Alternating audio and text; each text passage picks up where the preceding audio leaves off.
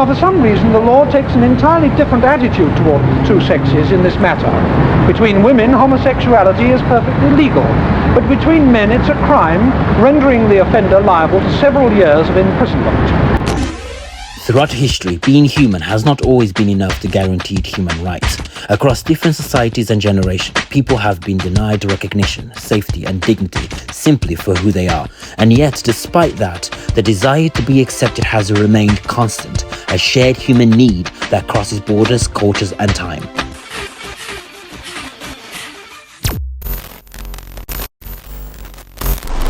So to celebrate Pride Month, I had to come outside and interview a couple people to try and find out what does Pride really mean. What are we actually celebrating and how are we celebrating?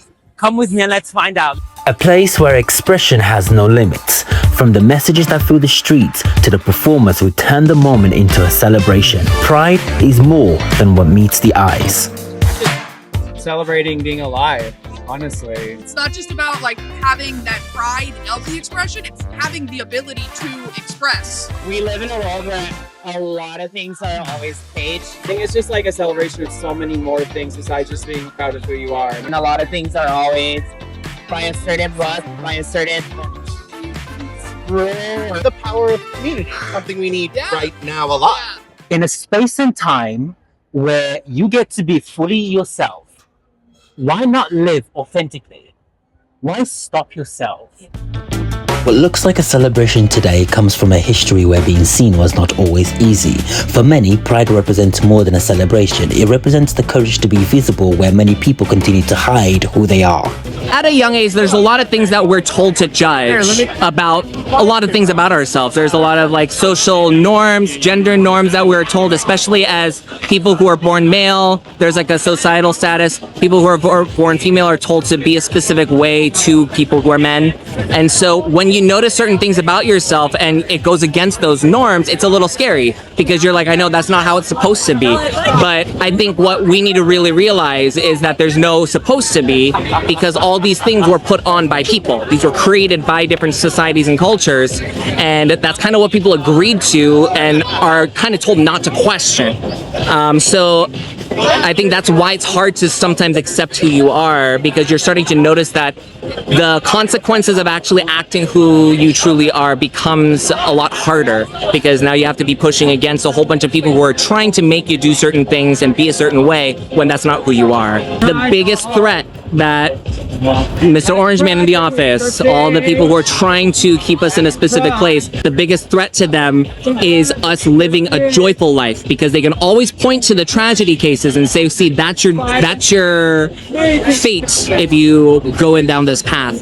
But if you show them that you can actually live this way, be fully authentic, be open and whoever you are, and be happy and thrive, that's the biggest threat, because they can't look at you and say you're a failure.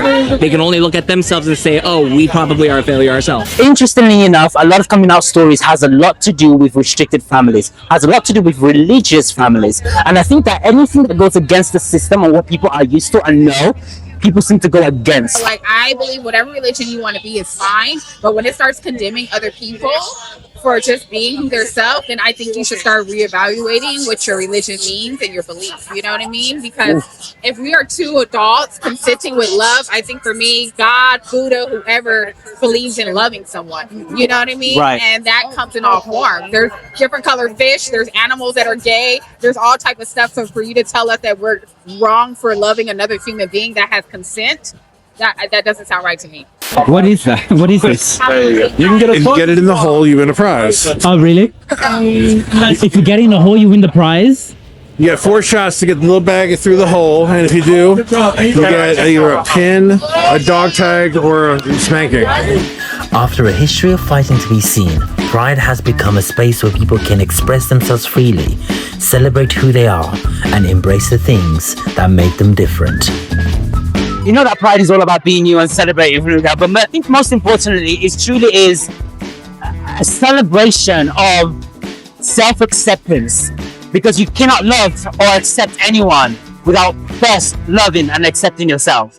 It's my duty to make this announcement. Both Mayor Moscone and Supervisor Harvey Milk have been shot and killed.